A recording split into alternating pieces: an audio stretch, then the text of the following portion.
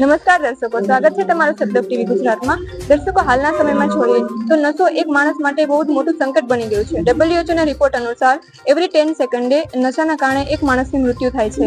નશો ખાલી આપણી હેલ્થ પર પણ નહીં, પરંતુ ફેમિલી પર અને આપણા કેરિયર પર પણ ઇમ્પેક્ટ કરે છે। દરેક ઘરમાં આ એક સમસ્યા હોય છે। શરૂ કરે છે નશો મજા માટે, પણ રહી જાય છે જિંદગીભર માટે।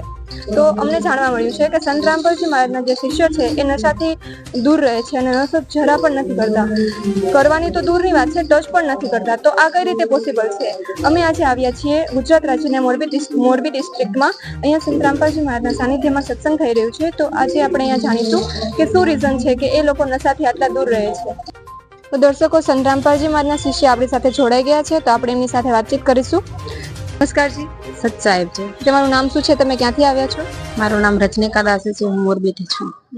જી, તો આજના યુવાનો જે નશા તરફ આગળ વધી રહ્યા છે, તો એમાં તમારું શું કહેવું છે? એ શા માટે આગળ વધી રહ્યા છે?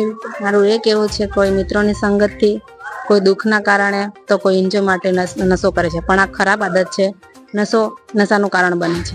અચ્છા, તો આનું કઈ પરમાનન્ટ સોલ્યુશન છે? હા, તત્વદર્શી સંત પાસેથી નામ દીક્ષા લઈને મર્યાદામાં ભક્તિ કરવાથી નશો ઓટોમેટિક છૂટી જાય છે। સત્સંગથી શું અસર પડે છે? સત્સંગથી એ અસર પડે છે કે માનવ જન્મ આપણને મોજ મસ્તી માટે નથી, મુક્તિ માટે છે।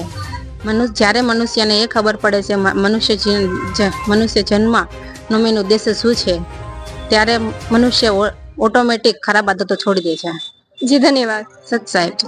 દર્શકો, સંત રામપાલજી મહારાજના બીજા શિષ્ય આપણી સાથે જોડાઈ ગયા છે, તેમની સાથે આપણે વાત કરીશું। નમસ્કારજી। સત સાહેબજી। તમારું નામ શું છે? તમે ક્યાંથી આવ્યા છો?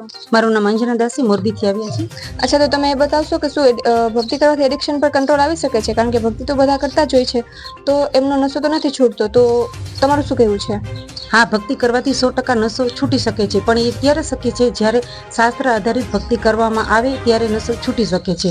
જેમ ડૉક્ટરની સલાહ લીધા વગર આપણે મેડિસિન લઈએ છીએ અને તેની કોઈ અસર થતી નથી ને રોગ મળતો નથી, તેવી જ રીતના તત્વદર્શી સંતના અભાવને કારણે આજે મનમાની ભક્તિ કરવાથી આપણે નશો છૂટી શકતો નથી। લોકો ભક્તિ તો કરે છે પણ મનમાની કરે છે, શાસ્ત્રો વિરુદ્ધ ભક્તિ કરે છે, એટલે એને કોઈ લાભ થતો નથી। ડૉક્ટરની સલાહથી અને સાચી દવાથી રોગ મટી શકે છે, તેવી જ રીતે તત્વદર્શી સંતના ઉપદેશથી ભક્તોનો જીવન બદલાઈ જાય છે। આજે સંત રામપાલજી મહારાજજી શાસ્ત્ર આધારિત ભક્તિ બતાવે છે અને તેમના વચનમાં તેમના શબ્દમાં શક્તિ છે, જેથી તેમના ભક્તોનો નશો છૂટી રહ્યો છે। તો આજે લાખો લોકોના જીવનમાં પરિવર્તન થયું છે, જેમના નશા છૂટી ગયા છે। તો સાચી શાસ્ત્ર પ્રમાણિત ભક્તિ કરવાથી નશો 100% છૂટી જાય છે। જી, ધન્યવાદ। સત સાહેબ।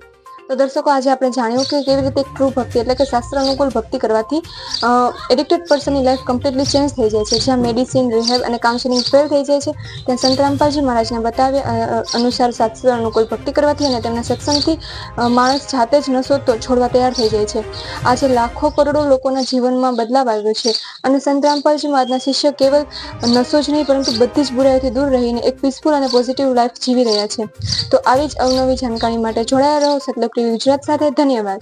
सतलोक टीवी गुजरात फेसबुक पेज को लाइक और फॉलो करना न भूलें। अधिक जानकारी के लिए आज ही डाउनलोड कीजिए संत रामपाल जी महाराज एंड्रॉइड ऐप।